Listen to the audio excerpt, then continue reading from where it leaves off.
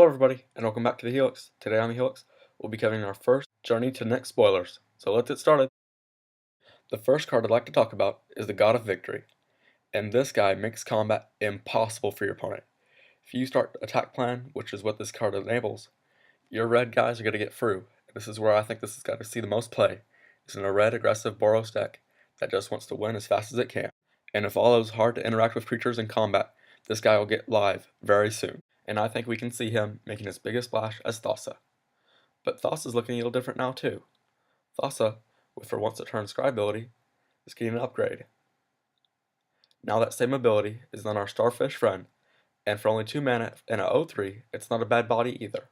And that's where this card really shines, is not only can it scry you into cards you need, but can also keep you alive from those pesky attackers early in the game. And even though it's a little fragile against control, it's not a blank by any means.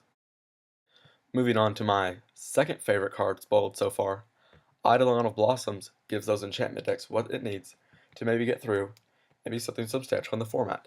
The ability to draw a card for every spell you play is quite impressive, and this card, along with cards like Corso of Crufix, might just get there. The next card is a glorious Anthem that hits every hue of the color pie. Not only does Triumph save Master of Wave tokens, but it's also making the red deck that plays a lot of aggressive creatures more and more possible. But by far, my favorite card spelled to date is Mystic.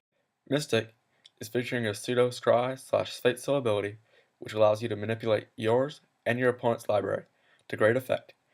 And even if it's not that for you, what it allows you to do is get a free draw every turn, and that's very valuable in this format that is quite fast.